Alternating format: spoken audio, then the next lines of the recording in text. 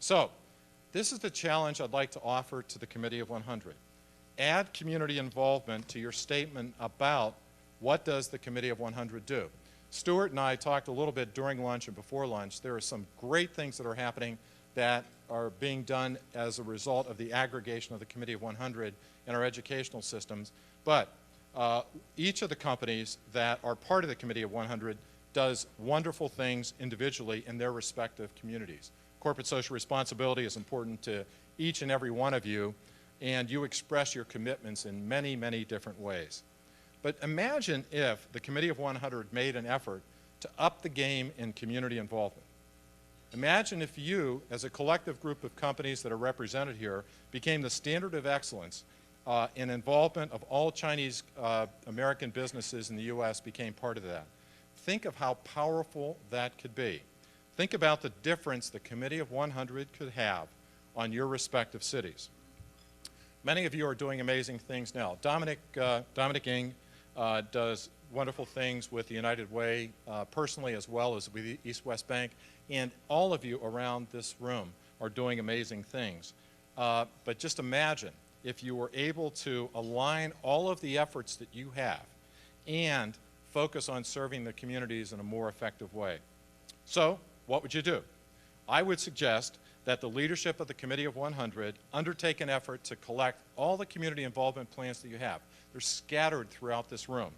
And ask each of the members to submit their plans centrally with the idea that you can glean out some really good ideas that could be shared with the rest of the Chinese American community. The Committee of 100 could be the standard of excellence in this area. To the best of my research, there's no other group like you who would do something like this, and that is reach to each company, bring the ideas together, collect them, and send them back. Everyone's focused on making a difference and being very effective. I think this would add to each of you. The Committee of 100, as you know, has 151 prominent U.S. citizens. This is not subject to audit and reconciliation of the 150. But if you think about what you're able to do, you could be able to, again, have an impact not only on yourselves collectively, but all Chinese American-owned companies. So why would you even respond to this challenge? It's kind of interesting. You've had lunch. You're being kind enough to listen to me. But why would you even think about this, and why would you respond? Kind of what's in it for you? Well, first, everyone, as I said, strives to be more efficient and effective with whatever they're doing, whether it be in the community or their businesses. But with regard to this, there's another more relevant and compelling business reason that I think you should listen to. As you all know, in the U.S., we're facing a worker shortage. By 2015, about 75 million of us will be leaving the workforce. Only 15 million people will be entering the workforce. And all of us want to grow, and if you want to grow, and we all must, you're not going to be, there's not enough talent around, so you have to build a competitive advantage. We did some research at Deloitte with Gen Y, those folks that have ink and earrings and things like that want to join your companies. They're different than us. We're way different. But what they really wanted in the research that came out is they wanted an employer who is committed to giving back to the communities. That sounds inconsistent with what you read about in popular magazines, but the studies that we have undertaken suggest that they really want an organization that, in fact, will give them, that not only gives back, but also gives them the opportunity to give back to the community.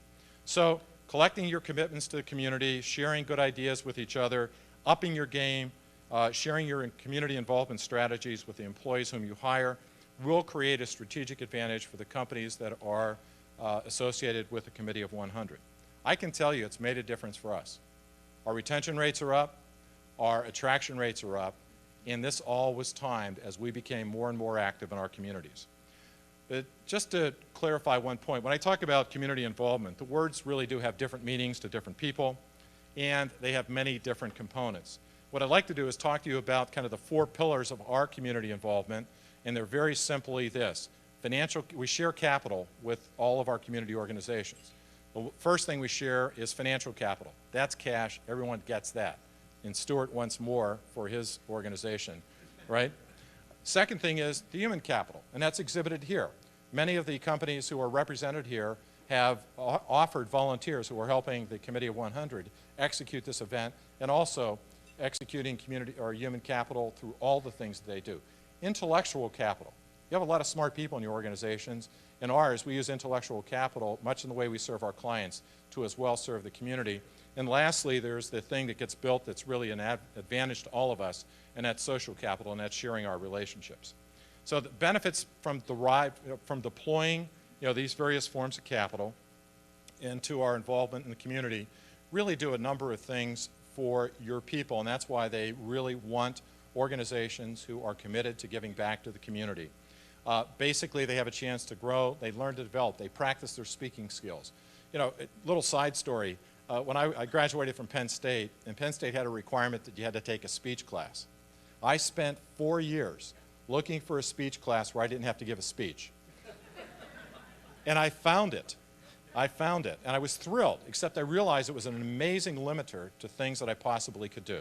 So in the context of that, through my community involvement is where I've had the opportunity and practiced and learned to get in front of groups. So it really does a lot to develop your leadership, your management in a very, very safe way. The other thing these organizations do, for your people, the people you want to attract, is that it forces you to lead with influence and not authority. And for any of us who are involved in the community, you do understand that leading with influence is the toughest form of leadership. And they get a chance to practice that, and it makes a big difference to them. So, again, and finally, here's the challenge to the Committee of 100.